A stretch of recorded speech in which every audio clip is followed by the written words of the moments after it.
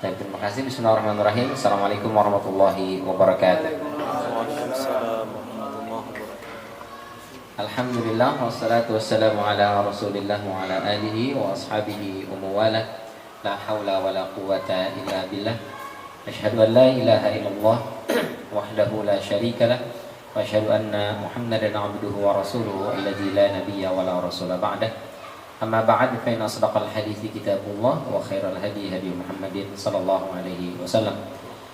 Allahumma akhrijna min dhulumatil wahm waftah lana abwabal ilm wa akrimna bi nuril fahm wa sahhil akhlaqana bil hilm. Allahumma la sahla illa ma ja'altahu sahla wa anta taj'alul hazna idza syi'ta sahla bi rahmatika ya arhamar rahimin. Bapak-bapak yang dirahmati Allah Subhanahu wa taala, alhamdulillah segala puja puji serta syukur selalu dan senantiasa kita panjatkan kehadirat Allah Subhanahu wa taala. Mudah-mudahan kita semua selalu dalam penjagaan Allah, dilindungi dan dijauhkan dari berbagai macam mara bahaya dan musibah. Dan semoga semua doa kita, hajat kita dan pinta kita diijabah dan dimudahkan oleh Allah Subhanahu wa taala. Salawat beriring salam tak lupa kita sampaikan kepada junjungan kita Nabi besar Muhammad sallallahu alaihi wasallam, kepada keluarga beliau, kepada para sahabat beliau dan juga kepada para pengikutnya, yang mudah-mudahan kita semua masuk ke dalam barisan pengikut Rasulullah sallallahu alaihi wasallam, yang mudah-mudahan besok yang berkiamah kita semua bisa mendapatkan syafaat dari beliau. Amin ya rabbal alamin. Bapak-bapak yang dirahmati Allah, kita masih di surat Wal Asri. Seperti biasa kita baca dulu. A'udzu billahi minasy syaithanir rajim. A'udzu billahi minasy syaithanir rajim. Bismillahirrahmanirrahim. Bismillahirrahmanirrahim. Wal 'ashr. Wal 'ashr. Innal insana lafi khusr. Innal insana lafi khusr. Illal ladzina amanu wa 'amilus shalihat. Illal ladzina amanu wa 'amilus shalihat. Wa tawasaw bil haqqi wa tawasaw bis sabr. Wa tawasaw bil haqqi wa tawasaw bis sabr. Shadaqallahul azim. Kita bahas di pertemuan sebelumnya bahwa di ayat ini Allah bersumpah demi masa bahwa sesungguhnya semua manusia berada dalam kerugian kecuali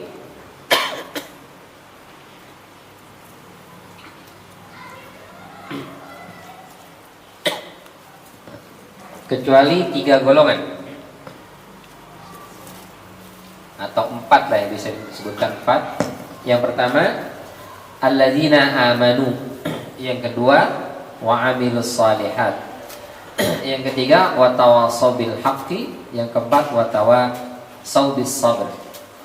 Jadi semua manusia berada dalam kerugian kecuali mereka yang beriman dan beramal soleh, lalu mereka yang tawasaw bis sabr, saling menasihati dalam kesabaran. Wa tawasaw bil haqq ya, wa tawasaw bil haqq, mereka yang saling menasihati dalam kebenaran. Wa tawasaw bis sabr, dan mereka yang saling menasihati dalam kesabaran. Nah, kita bahas kemarin bahwa sabar itu adalah kemampuan menahan gejolak dalam diri agar tidak melakukan sesuatu yang kita sanggup melakukannya. Jadi kita sanggup tapi kita tahan, itulah makna sabar. Kita bahas sebelumnya bahwa tingkatan manusia dalam menyikapi musibah dan problematika hidup, kata Syekh Shalih Al-Utsaimin dalam Syarah Riyadhus Shalihin, itu terbagi tiga. Kelompok pertama adalah mereka yang mencari kambing hitam. Kambing hitam di sini maknanya siapa orang yang bisa disalah-salahin sama dia. Jadi pelampiasan kekesalan dan emosi. Bukan kambing hitam, kambing guling ya. Kambing guling mah enak. Yang kedua adalah mereka yang istirja, menyerahkan urusan kepada Allah Subhanahu wa taala. Begitu dapat musibah, begitu dapat problematika hidup, diserahkan kepada Allah. Ini bagus ya. Lebih bagus daripada yang pertama, mencari kambing hitam. Tapi lebih tinggi lagi levelnya adalah mereka yang ada masalah masih tetap mengucap alhamdulillah. Wah, ini dahsyat. Ada musibah masih mengucap alhamdulillah. Kalimat alhamdulillah di sini bukan berarti senang, tapi maknanya dia menyerahkan kepada Allah dan masih melihat sisi positif dari musibah itu. Gitu. Bukan musibah kehilangan motor, alhamdulillah hilang juga tuh motor. Ya itu nggak benar. Apalagi nauzubillah meninggal istrinya. Begitu meninggal ucap alhamdulillah. Kaget lah mertua, loh kamu kok istri meninggal malah bilang alhamdulillah? Kata Ustaz suruh bilang alhamdulillah. Memang alhamdulillah, tapi jangan diiringi dengan senyum di wajah. Matanya sih nangis, mulutnya senyum, bahaya. Kamu sedih apa bahagia? Saya juga bingung Ustaz. Antara sedih dan bahagia. Sedih karena ditinggal dia, bahagia karena sebelum meninggal dia pernah bilang, abang kalau mau nikah lagi langkahi dulu mayat gue. Sekarang udah jadi mayat, gimana langkahin apa jangan? Jangan lah ya, alhamdulillah. Jadi mengucap alhamdulillah di sini maknanya dia meyakini semua yang terjadi itu karena kehendak Allah, dan kehendak Allah pasti baik gitu. Sehingga dia masih mengucap alhamdulillah. Allah berikan ujian itu dan Allah berikan kemampuan untuk menghadapi ujian itu.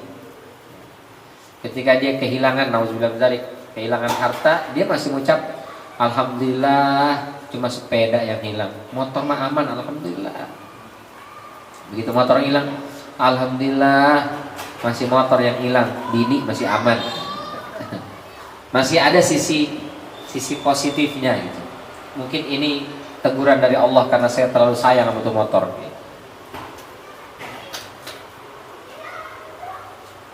Itu makna level ketiga, dapat musibah dia mengucap alhamdulillah. Bahkan hadis itu riwayat Imam Tirmidzi, hadis sahih, kata Rasulullah, ada seorang hamba nauzubillah dzalik, anaknya meninggal dunia. Setelah itu Allah tanya sama malaikat maut yang mencabut nyawa anaknya, hal qabatta ruha waladi abdi, apakah kau cabut nyawa anak dari hambaku? Kata malaikat maut, iya ya Allah. Wa akhadta samrata fuadihi, kau ambil permata hatinya. Iya ya Allah. Wa madza yaqulu abdi, terus hambaku yang kehilangan anak yang kau cabut nyawanya itu, apa yang dia ucapkan? Istarja'aka wa hamidaka. Dia mengucapkan kalimat istirja, inna lillahi wa inna ilaihi raji'un. Setelah itu dia masih mengucapkan alhamdulillah ya Allah, kau lebih sayang dia. Ya Allah, kau ambil dia, kau kurangi bebannya. Ya Allah, kau ambil dia, kau selamatkan aku dari hisab besok di hari kiamat. Dia masih mengucapkan kalimat alhamdulillah. Lalu apa kata Allah? Wahai malaikat, hambaku yang mengucapkan alhamdulillah padahal kau cabut nyawa anaknya itu, maka ibnu lahu baitan fil jannah wa sammuhu baital hamdi.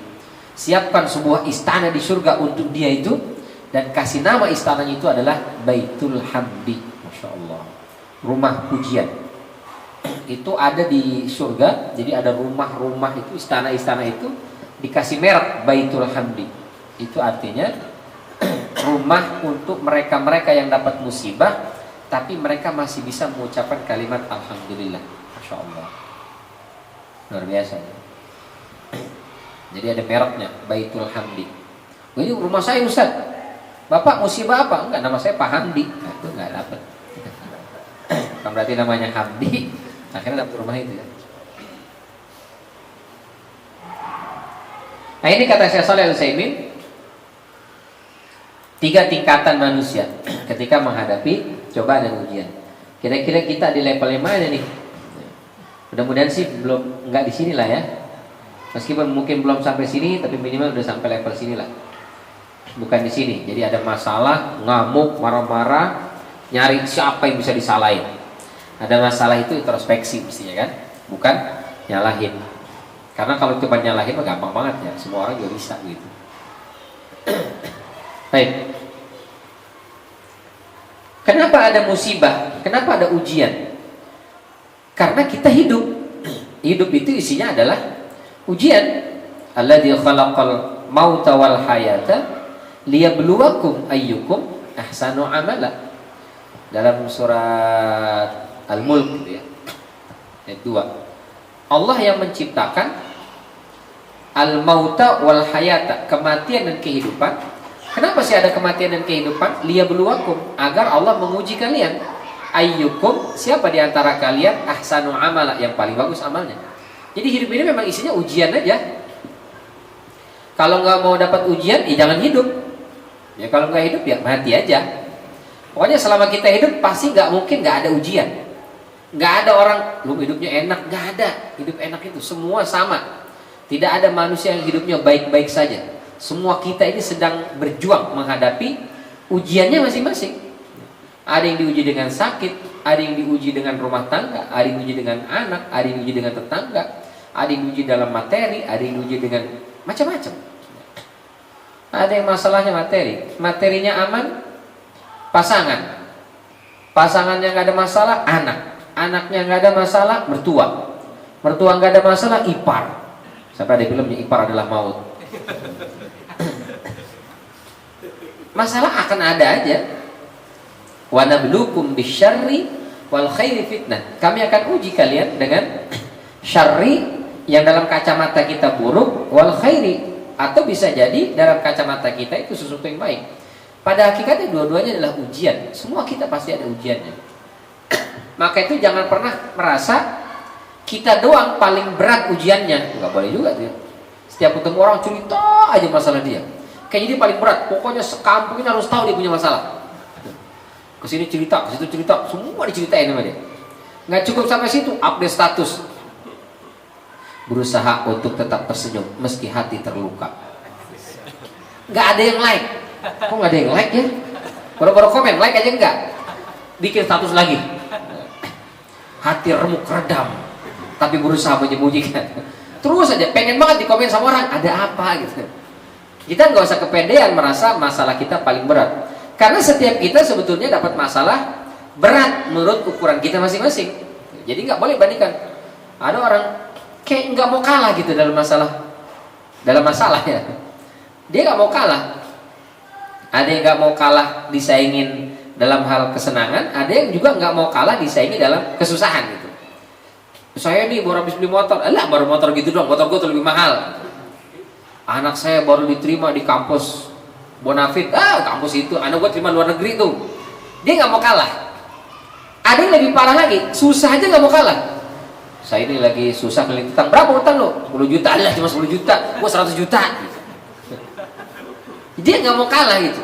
Masalah itu kayaknya harus dia paling berat. Orang lain nggak ada apa-apanya dibandingkan masalah dia. Nah ini, masya Allah ya, nggak boleh begitu. Semua kita diuji oleh Allah sesuai dengan kadar kemampuan kita masing-masing. Maka nggak boleh kita membanding-bandingkan. Masa lalu sih nggak seberapa, masalah gua nih lebih gede, lebih berat. Kenapa kita lebih berat? Berarti kadar kemampuan kita untuk menyelesaikannya juga besar. Gitu. Kenapa dia masalahnya ringan? Karena dia juga kemampuan untuk menyelesaikannya juga nggak seberapa. Gitu. Maka Allah uji sesuai dengan kemampuannya. Maka Allah katakan la yukallifullahu nafsan illa wus'aha. Maka itu semua kita butuh yang namanya sabar. Dan butuh orang yang mensupport supaya kita bisa sabar itu. Maka ayat itu wattawasau bis-sabri, saling menasihati dalam kesabaran. Kenapa ada makna saling? Karena setiap kita butuh support ya. Saya nasihatin bapak juga nasihatin saya. Kita nasihatin si Anu nasihatin kita. Semua kita butuh support. Sabar ya. Emang cuma begitu doang. Lu sih enak ngomong tembak sabar doang. Gue yang ngerasain nih. Ya sama kita juga. Mau bisa bantu apa lagi? Emang cuma bisa bilang sabar ya. Apakah ujian itu tandanya kita banyak dosa maksiat? Boleh jadi. Ya, boleh jadi musibah, ujian, cobaan sebagai teguran kepada kita karena mungkin ada yang lalai, ada yang kurang dari diri kita. Tapi nggak mesti. Gitu. Jangan kalau ada masalah ujian kita anggap itu pasti hukuman dari Allah. Belum tentu. Kalau untuk introspeksi boleh. Introspeksi ke diri kita. Ya Allah, ini ada masalah, ada ujian. Ya Allah, apa salah saya ya Allah? Di mana kurang saya? Tegur saya ya Allah dengan cara yang paling bijak supaya saya bisa perbaiki dan kau bantu selesaikan masalah ini. Ke kita oke. Tapi ke orang nggak boleh. Datang orang, ini lagi ada masalah, lu banyak dosa sih lu. Nggak boleh begitu. Ini lagi ada masalah nih, kelilit hutang. Makanya gue bilang juga rajin ke masjid, gak pernah nongol sih di masjid lu. Nah, baru begini aja, tau rasa lu kan. Itu gak boleh. Jadi kalau ke kita oke, ya, kita pakai untuk bahan introspeksi. Tapi ke orang gak boleh. Justru ke orang itu kita bilangnya, kalau ada masalah, Masya Allah Pak, Bapak lagi disayang oleh Allah. Gitu. Jangan bilang lagi dihukum sama Allah, jangan, lagi disayang sama Allah. Kenapa? Karena boleh jadi ada orang dia sudah taat kepada Allah, dia sudah sangat berupaya mendekat kepada Allah, tapi ujian tetap ada. Itu gimana tuh? Saya rajin ibadah Ustaz, sholat Masya Allah, sedekah, infak, ngaji nggak pernah absen. Orang lain berantem badai sampai saya tetap datang, ustaznya kagak datang, saya datang juga tetap. Saking rajinnya umpamanya. Tapi kenapa saya masih dikasih cobaan, dikasih ujian? Nah, kita katakan tersenyumlah, bahagialah. Kenapa? Karena boleh jadi ujian itu ada satu dari tiga hal yang Allah inginkan. Syukur-syukur tiga-tiganya. Apa itu? Yang pertama, Allah menginginkan kebaikan buat kita. Jadi ada cobaan, ada ujian, justru Allah pengen kebaikan diberikan ke kita. Kok bisa Ustaz? Bisa, Rasulullah bilang. Hadis yang sahih dari Imam Bukhari. Kata Rasulullah, "Man yuridillahu bihi khairan yusib minhu." Barang siapa yang Allah kehendaki orang itu dapat kebaikan, maka Allah kasih musibah ke dia. Masya Allah. Allah pengen ada kebaikan dari kita. Caranya bagaimana? Allah menginginkan kebaikan buat kita itu. Allah kasih musibah, Allah kasih ujian. Apa kebaikan yang didapat Ustaz dari ujian itu? Kata para ulama, al khairu fil musibah, kebaikan di musibah itu tiga. Paling tidak ya. Yang pertama, ta'zimul ujur. Karena Allah mau melipat gandakan pahala ibadah kita. Jadi orang meskipun sholatnya sama nih, sama-sama sholat isya, sama-sama di masjid sini, sama-sama berjamaah, sama-sama di saf pertama, itu pahalanya nggak sama tuh, beda-beda tuh. Yang ini boleh jadi lebih besar pahalanya. Kenapa? Lagi ada masalah dia.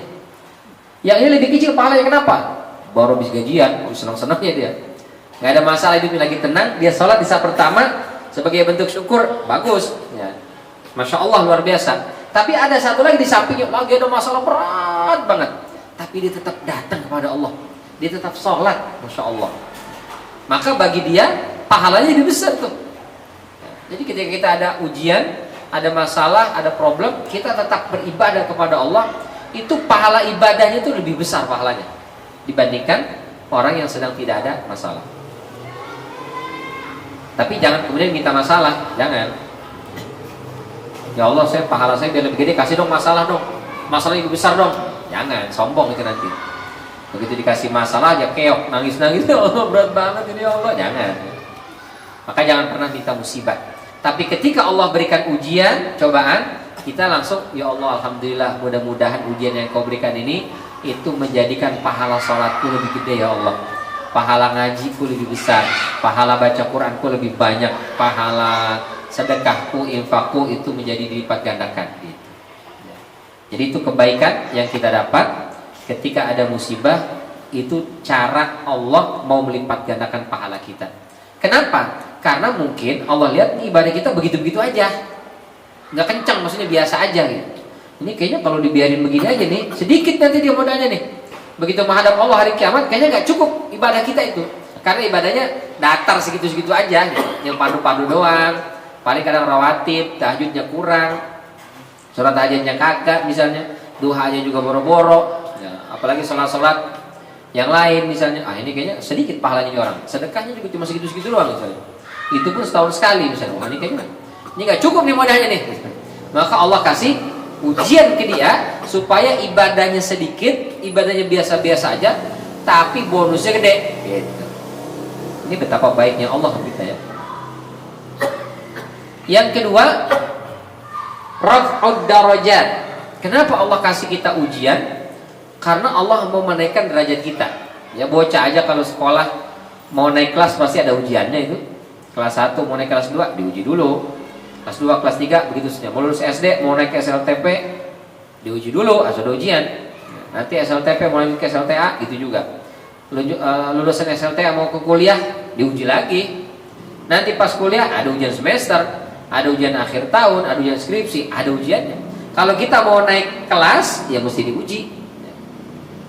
Maka ketika kita diuji oleh Allah Subhanahu wa taala, kita langsung husnuzon, ya Allah, Allah mau naikin level saya nih. Ada orang baru diuji dengan sakit pilek, langsung ke masjid. Iman dia baru nyampe di pilek ternyata. Selesai. Tapi ada dikasih pilek, kasih banget, dia tetap ibadah kepada Allah. Wah, ini mantap nih. Maka Allah naikkan lagi ujiannya tuh. Dinaikkan lagi ujiannya. Level ujiannya semakin tinggi iman kita, semakin tinggi juga level ujiannya. Ya sama kita di sekolah, anak SD dengan anak SMP pasti ujiannya berbeda, lebih berat dengan SMP. SMP dengan SMA begitu juga. Nanti dengan perguruan tinggi begitu juga. Yang S1 dengan S2 dengan S3 pasti lebih berat yang S3 dibandingkan S2 dan S1. Begitu seterusnya. Jadi semakin naik level kita, ujiannya akan semakin berat. Itu karenanya tadi nggak boleh kita menganggap ujian orang rendah. Lu ujian lu cuma segitu doang, nggak bisa, nggak boleh. Kita bilang anak SD, kamu cuma tambah-tambah dong, kagak bisa. Padahal kita waktu SD juga sama, kagak bisa kan? Karena ujian itu sesuai dengan levelnya kita.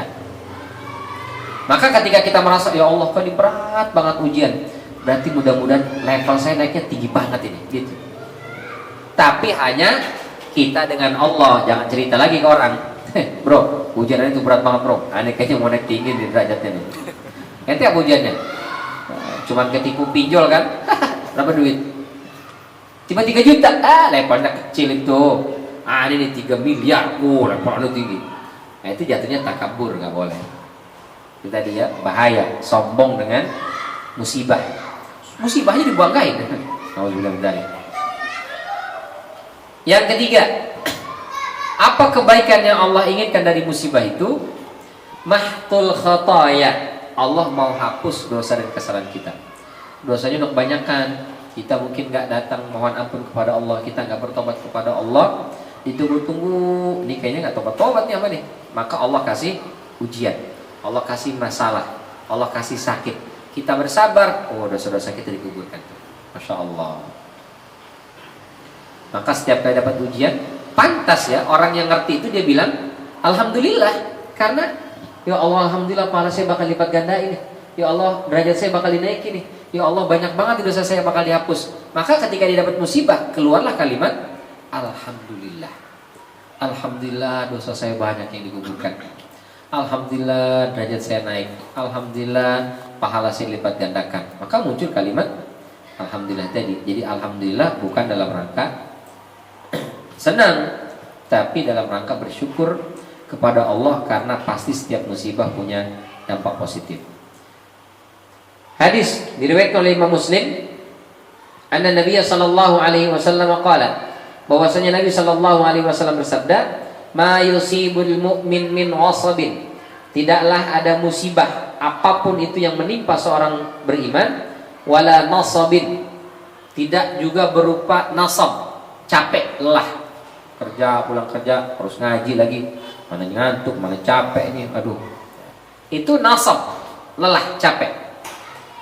Wala saqamin, tidak juga berupa sakit, kadang bisa capek, kadang bisa berupa sakit, apapun penyakitnya. Wala haznin, atau perasaan sedih, sedih, belum juga gajian, sedih, anak belum bayaran sekolah, sedih, belum kebeli baju, sedih, macam-macam lah sebabnya sedih. Pokoknya ada perasaan sedih lah itu. Hattal hamma yuhimmuhu, sampai perasaan galau yang membuat dia galau. Apa kenapa kok kagak senyum? Tahu sih galau banget nih. Apa masalahnya? Nggak tahu. Dari pagi bawanya bete aja pokoknya. Begitu malam ternyata pulang udah milih bini. Oh ini ternyata udah milih bini, saya bete dari pagi.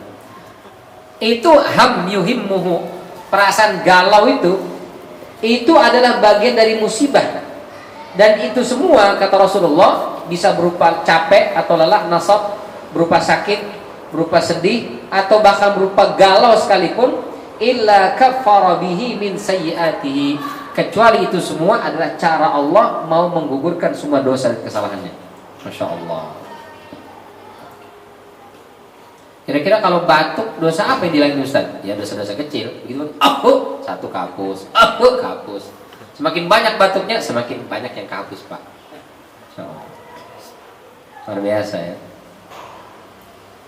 Maka jangan menggerutu, jangan marah-marah ya, dengan musibah itu, karena boleh jadi musibah itu adalah kebaikan yang Allah berikan buat kita itu.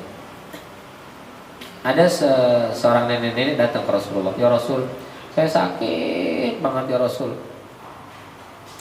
Minum obat lah bu. Sudah saya minum ini minum itu. Coba minum madu. Udah. Tolong ya Rasul doain, saya udah gak tahan, gak kuat ya Rasul, sembuhkan.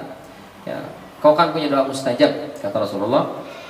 Saya bisa saja berdoa kepada Allah, dan kalau Allah kabulkan bisa sembuh. Tapi kalau Allah tidak izinkan ya gak sembuh. Itu kata Rasulullah. Tapi kalau ibu tetap ikhtiar bersabar, maka dosa-dosa ibu akan berguguran. Terus kalau kau doain dan saya sembuh, dosa saya berguguran apa enggak ya Rasul? Ya enggak lah, orang saya doain sembuh, enggak gugur, dosanya masih ada. Aduh kalau begitu ya Rasul, biar saya sabar, saya ikhtiar minum obat kesana kemari, enggak usah doain. Pulanglah ibu itu. 2 atau 3 hari berikutnya datang sahabat, ya Rasul, ibu-ibu yang kemarin meninggal. Yang kemarin yang mana kata Rasul? Yang kemarin minta didoain sembuh itu. Masya Allah. Maka kata Rasulullah, ibu itu meninggal sudah tidak ada satupun dosa yang dia bawa. Masya Allah. Kita nggak pernah tahu ya.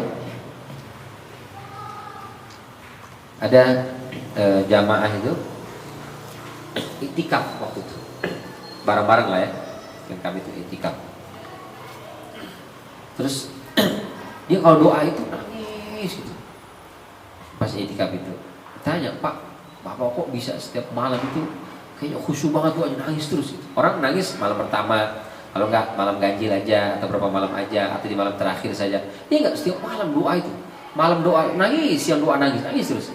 Kita tanya, kenapa Pak? Itu ada masalah apa? Dia bilang, saya itu Ustaz, Masya Allah, kemarin waktu masih aktif bekerja itu, ya Allah banyak banget dosanya Ustaz, banyak dosanya. Saya enggak tahu itu, udah berapa banyak yang haram itu masuk ke badan saya, dia bilang. Maka saya selama itikaf ini berdoa kepada Allah, ya Allah, ampuni saya dari semua dosa itu, dan saya mohon jangan sampai pas saya mati masih ada yang haram itu nempel di badan saya. Saya tahu dosa saya banyak, tapi kan ampunanmu lebih banyak. Maka saya mohon ya Allah, jangan biarkan yang haram itu masih kebawa pas saya mati. Masya Allah, itu pas meninggal, beliau sudah meninggal, itu kurus banget, bener-bener habis dagingnya itu. Itu cuman ya kayak kulit membalut tulang aja, bener cekong mata kayak tengkorak gitu. Itu istrinya nangis histeris, nggak tega gitu lihatnya, anak-anak juga nangis luar biasa. Maka kemudian ada perwakilan dari jamaah itu, begitu takziah beliau menyampaikan, ini keluarga ini mestinya bahagia, keluarga ini mestinya senang. Meskipun kondisi almarhum demikian itu adalah karena permintaan dia. Kata yang masih tahu saya itu, saya menjadi saksi waktu kemarin kami itikaf, dia itu cerita selama di masjid itikaf itu dia minta, ya Allah jangan sampai ada sedikit pun yang haram itu menempel di badan saya ketika engkau panggil saya. Dan hari ini Allah ijabah, daging itu semua dibersihkan oleh Allah, maka doanya itu dikabulkan atau dijawab oleh Allah Subhanahu wa taala. Maka mudah-mudahan dia meninggal sudah tidak bawa dosa, mudah-mudahan meninggalnya dalam kondisi husnul khatimah. Wah, luar biasa. Dahsyat ya. Jadi kelihatan kadang-kadang di kacamata kita, ya Allah enggak tega nih, kasihan nih. Tapi justru sebetulnya di situ ada kebaikan yang Allah berikan. Kita enggak pernah tahu. Dalam sebuah hadis riwayat Imam Tirmidzi dan hadisnya sahih, Yaqulu Nabi sallallahu alaihi wasallam. Nabi sallallahu alaihi wasallam bersabda, "Idza aradallahu bi'abdihi al-khaira." Apabila Allah menginginkan kebaikan dari seorang hamba, ajjala lahul 'uqubata fid dunya. Allah segerakan hukuman dia di dunia. Jadi kalau Allah menginginkan kebaikan buat kita, berarti Allah segerakan ujian itu, Allah segerakan hukuman itu. Karena semua kita pasti berdosa, semua kita pasti punya salah. Wa idza arada bi 'abdihi syarra, apabila Allah menginginkan keburukan buat seorang hamba, amsaka anhu bi dzambihi. Dia berdosa, Allah tahan hukumannya itu. Ditahan kumpulin hatta yuwafiyahu bihi yaumil qiyamah. Besok hari kiamat baru dihukum itu. Kalau sudah hari kiamat di neraka hukumnya. Kalau sudah nyemplung ke neraka, nauzubillah min dzalik ya. Maka mendingan dihukum di sini apa di sono? Mendingan dihukum di sini. Kan kalau bisa sih di sini jangan, di sono apalagi. Pengen kita mah begitu. Tapi kan kayaknya nggak ada kita yang nggak punya dosa ya. Dan nggak ada yang dosanya sedikit. Ada bapak-bapak yang nggak punya dosa? Yang dosanya sedikit banget? Nggak ada juga ya. Berarti memang banyak semua kita ini. Karena dosa kita banyak, maka kita pengennya dibersihin. Nah, dibersihinnya di neraka apa di dunia? Ya di dunia dong Ustaz. Berarti ketika Allah berikan ujian, cobaan, masalah, problem dalam hidup kita, itu sebenarnya Allah lagi ngebersihin dosa kita itu. Allah lagi sedang menggugurkan semua kesalahan-kesalahan kita. Masya Allah. Maka pantas kata Rasulullah ya, ajaban li amril mu'min, sungguh mengagumkan perkara orang beriman itu. In asabathu sarra syakara. Kalau dia ditimpa yang menyenangkan, membahagiakan, kesenangan, kemewahan, syakara, dia bersyukur. Fakana khairan lahu, maka syukurnya itu menjadi tambahan kebaikan buat dia. Wa in asabathu sarra dharra, tapi ketika ditimpa dengan dharra, kesulitan, problem, masalah, sabar, dia bersabar.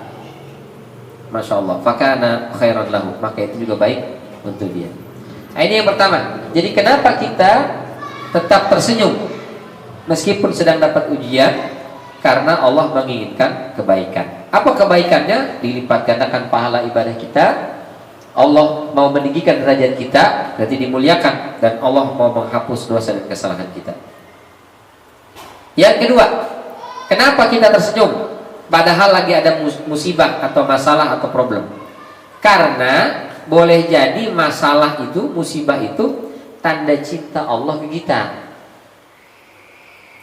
Kok begitu Ustaz? Iya. Kata Rasulullah dalam riwayat Imam Tirmidzi, dan beliau menghasankan hadis ini, inna izamal jazai ma'a izamil bala. Sesungguhnya besaran pahala itu berbanding lurus dengan besaran ujian. Semakin besar dan berat ujian kita, maka semakin besar juga pahala yang kita dapat. Semakin kecil ujian kita, semakin kecil juga pahala yang kita dapat. Apa ujiannya? Ujiannya sakit gigi Ustaz. Kira-kira pahalanya gede apa kecil? Tergantung. Sakit giginya sakit banget apa cuman biasa aja? Ya biasa aja sih. Paling makan daging kagak bisa. Kalau makan yang lain masih aman. Daging dong kagak bisa. Sering makan daging, kon enggak setahun sekali pas Idul Adha, ya udah aman berarti, nggak apa-apa. Kecuali emang tiap hari makannya daging, cuman karena dia giginya sakit jadi nggak bisa makan, itu baru problem. Wa inna Allah Ta'ala, dan sesungguhnya Allah Subhanahu Wa Ta'ala, idza ahabba qauman ibtalahum, apabila Allah mencintai suatu kaum, ibtalahum, Allah uji mereka. Faman radiya falahu ridha, kalau orang itu ridho dengan ujian, Allah pun akan ridho sama dia. Wa man sakhita falahu sukhtu, tapi kalau orang itu mencak-mencak, ngamuk-ngamuk, ya Allah tega sekali kau ya Allah. Baru kemarin aku sakit, sembuh aku, istriku yang sakit. Belum sembuh istriku, anakku udah sakit. Anak ini belum sembuh, mertua udah sakit. Orang tua, ya Allah, apa sih yang kau mau ya Allah? Gak puaskah engkau mengujiku? Ada orang begitu Pak, dapat masalah, Tuhan disalah-salahin sama dia. Nah, itu berarti falahu sukhtu, dia marah dapat ujian, dia ngamuk dapat ujian, maka Allah pun murka sama dia. Tapi kalau dia ridho, ya Allah berat sekali ujian ini, ya Allah berat. Boleh nggak ngadu? Boleh. Kita merasa berat, merasa capek, merasa lelah, boleh, manusiawi itu. Ya. Manusiawi. Tapi innama ashku bathi wa huzni ilallah, seperti Nabi Ya'qub alaihissalam. Tapi aku hanya mengadukan semua keluh kesahku ke Allah, ya. Bukan ke manusia. Jadi boleh mengadu, mengeluh, ya Allah berat, ini berat banget ya Allah. Tapi aku yakin Engkau maha kuasa, Engkau maha sanggup ya Allah. Yang berat menurutku, maka kecil menurutmu ya Allah. Maka berikan kepadaku kekuatan, kemampuan untuk menyelesaikan masalah itu. Jangan ya Allah hilangkan masalah itu, jangan. Ya Allah berikan kepadaku kekuatan, itu penting. Karena kalau Allah hilangkan masalah, bisa saja masalahnya Allah selesaikan, sakitnya Allah sembuhkan. Tapi kalau hati kita ini belum ridho, hati kita belum ikhlas, maka itu cuma sekedar numpang lewat saja. Maka yang penting itu adalah mampukan saya ya Allah untuk bisa menyelesaikan masalah itu. Dan jangan kau bebankan kepadaku sesuatu yang tidak sanggup aku menanggungnya ya Allah. Itu yang kita baca di akhir Al-Baqarah itu ya. Rabbana la tu'akhidna in nasina aw akhtana. Ya Allah jangan kau hukum kami ya Allah kalau kami ada lupa, ada salah. Jangan langsung dihukum ya Allah. Rabbana wala tahmil alaina isran kama hamaltahu 'alal ladina min qablina. Jangan kau timpakan kepada kami cobaan ujian seperti yang kau berikan kepada umat-umat sebelum kami. Rabbana wala tuhammilna ma la taqata lana bih. Jangan kau timpakan sesuatu ujian cobaan kepada kami yang kami enggak sanggup menyelesaikannya.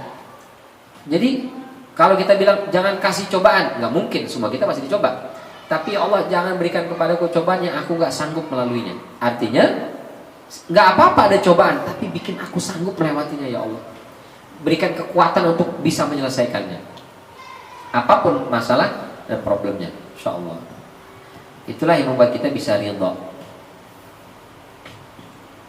Dalam riwayat Al-Munziri dalam At-Targhib wa Tarhib dari Anas bin Malik radhiyallahu anhu, ma yazalul bala'u bil mu'min wal mu'minati fi nafsihi wa waladihi wa malihi hatta yalqallaha ta'ala wa ma 'alaihi khati'ah. Senantiasa ujian itu akan mengiringi dan menyertai orang beriman, baik laki-laki atau perempuan. Jadi selama dia beriman, baik laki-laki atau perempuan, itu akan terus mendapat bala, cobaan dan ujian dalam hal nafsihi, baik pada dirinya, bisa dirinya yang sakit, bisa dirinya dapat masalah, bisa dirinya kesulitan pekerjaan, bisa kesulitan ekonomi, wa waladihi, atau diuji melalui anaknya, wa malihi, atau diuji melalui hartanya, hatta yalqallaha ta'ala wa ma 'alaihi khati'ah, sampai kelak ketika dia datang menghadap Allah, dia udah gak punya dosa. Insyaallah.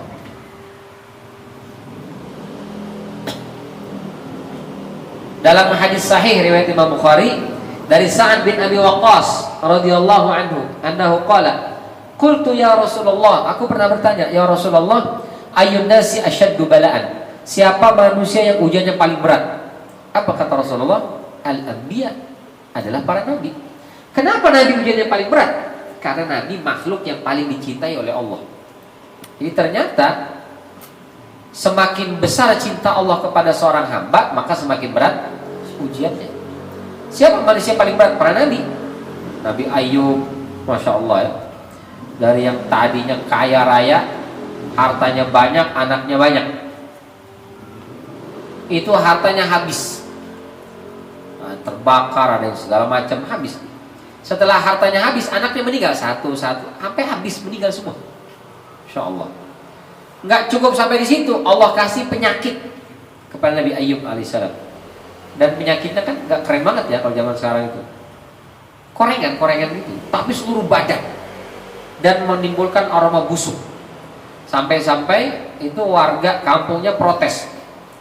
Jangan biarkan Ayub itu ada di rumah di tengah-tengah kampung kita. Kenapa? Karena kalau angin berhembus, itu ngebawa bau busuknya ke tetangga-tetangga. Masya Allah.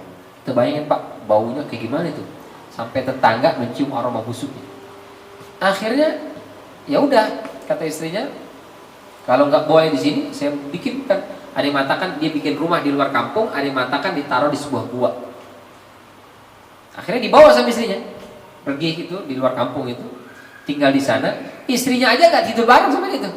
Dia pulang, nanti pas dia makan mau bersihkan, baru dikasih, itu mesti pulang, begitu seterusnya. Masya Allah. Sekelas Nabi. Dan ujian itu bukan cuma sehari 2 hari, sebulan 2 bulan, bertahun-tahun. Ada riwayat mengatakan 17 tahun. Begitu terus, padahal Nabi. Sampai istrinya capek, bang, abang kan Nabi katanya, abang Rasul. Iya, terus kenapa deh? Nabi dan Rasul kan doanya mustajab. Masa sini udah berapa tahun ya bang, begini aja nih, nggak bisa ngapa-ngapain, nggak produktif, sakit, saya capek ngurus setiap hari. Mintalah ke Allah, apa susahnya? Masya Allah. Nabi kan dekat dengan Allah, minta dikasih. Kenapa nggak minta bang? Apa jawab Nabi Ayub? Kata Nabi Ayub, kemarin kita senang bahagia harta berlimpah, anak-anak pada saat itu berapa tahun deh? Ya ada sekitar 40-an tahun. Sekarang kita mengalami usia ini berapa tahun? Ya udah 3 tahun 4 tahun lah. Malu saya sama Allah. Kemarin kita dibikin senang 30-40-an tahun itu, baru dikasih susah 3 tahun langsung ngeluh. Malu saya deh, malu. Masya Allah. Luar biasa Nabi Ayub itu. Jadi nggak mau mohon kepada Allah karena merasa baru diuji sebentar, dikasih nikmat udah banyak sekali kemarin. Kadang itu yang bikin kita itu nggak sabar itu di situ. Karena kita menutup ya nikmat yang sudah Allah berikan kepada kita, yang kita pikirin cuma masalah yang kita temui itu. Padahal kalau dibandingkan dengan nikmat yang sudah kita dapat, jangan-jangan masalah yang kita dapat ini nggak ada apa-apanya. Kita memang dikasih ujian ini, dikasih ujian itu, dikasih sakit ini, sakit itu.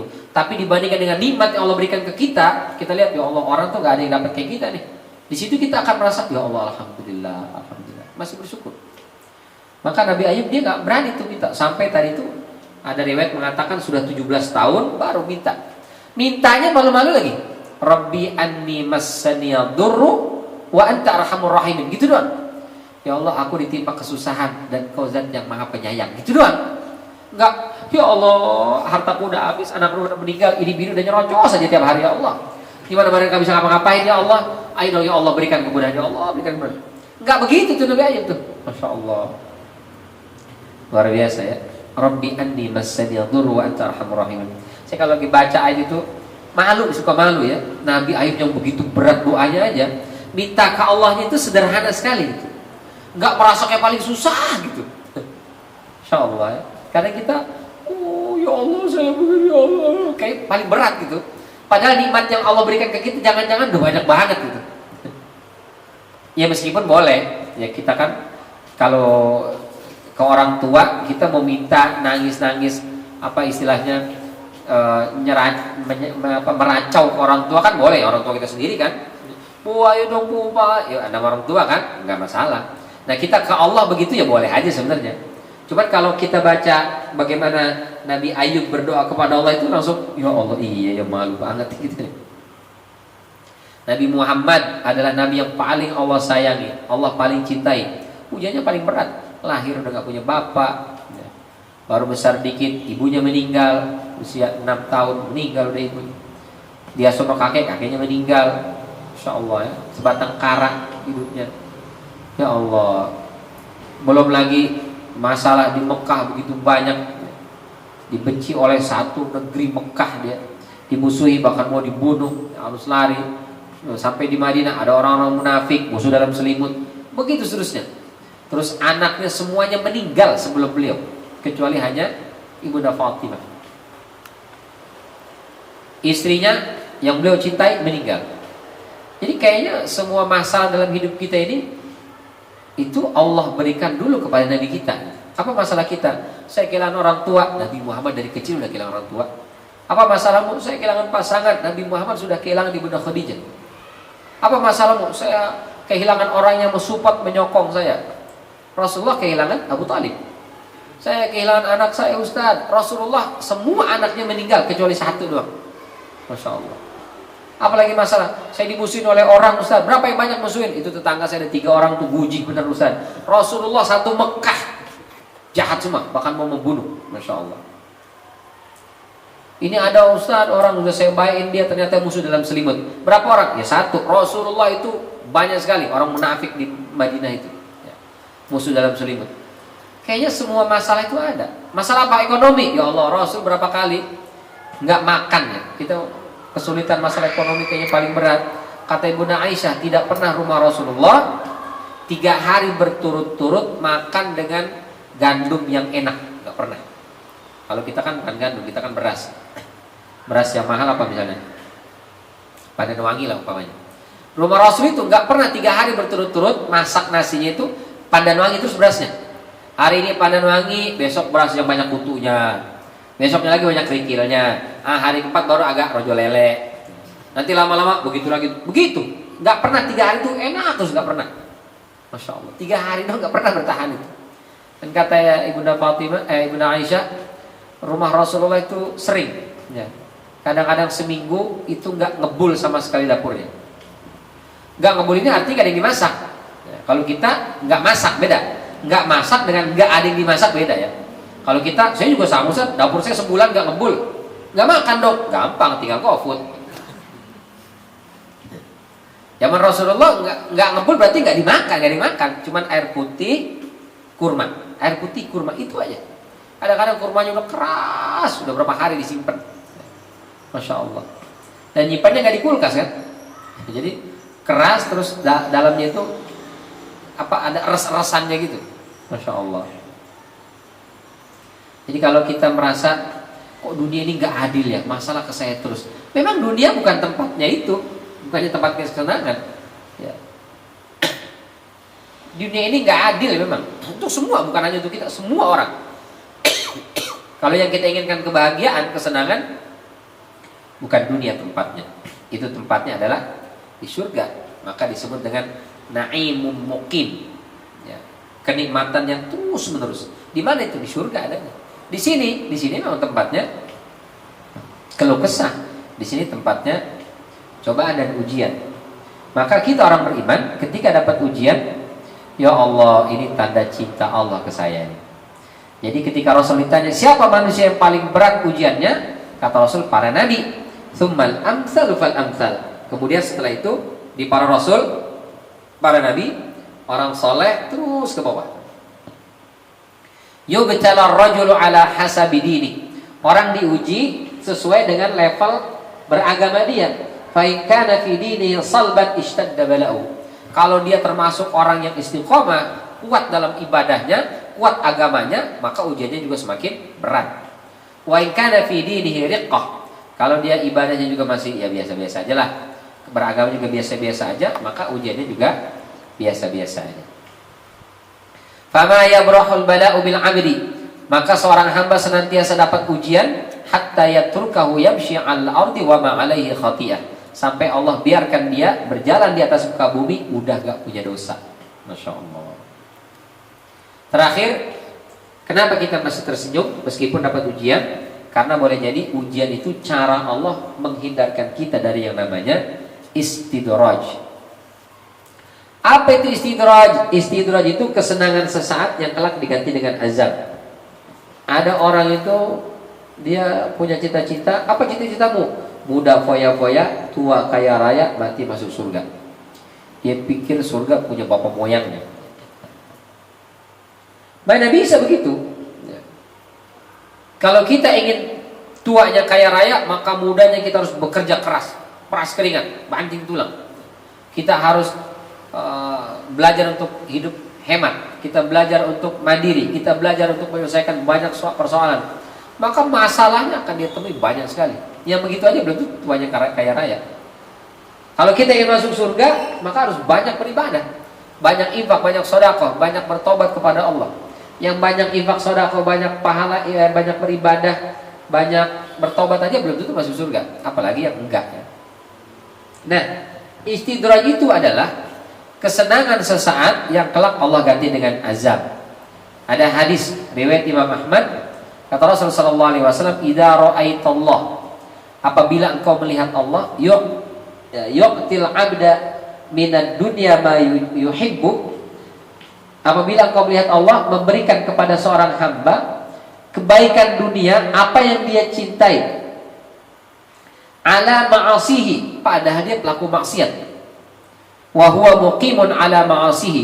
Ini orang nih enggak sholat. Sholatnya kadang kelihatan, kadang kagak. Puasa Ramadan lepas. Kagak puasa. Kurban boro-boro. Sedekah boro-boro. Pelitnya 17 setan. Tapi hidupnya kayaknya enak aja tuh orang. Enggak pernah sakit, bisnisnya lancar, bininya cakep banget, anak-anaknya murid cakep-cakep, udah pinter-pinter, pada sukses-sukses. Padahal enggak pernah sholat tuh orang. Maksiat itu kerjaannya.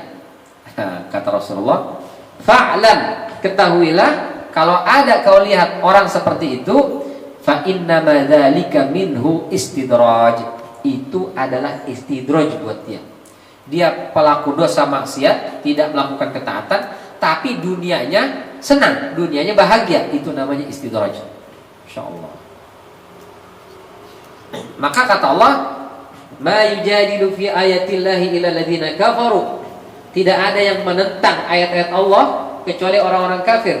Fala yaghrurka taqallubuhum fil bilad. Orang kafir itu banyak kaya-kaya. Orang kafir itu banyak hartanya. Dia bisa jalan sini, jalan ke situ, dia punya ini, punya itu. Mobilnya mewah, mentereng, duitnya banyak. Tapi kafir, maka fala yaghrurka, jangan kalian tertipu.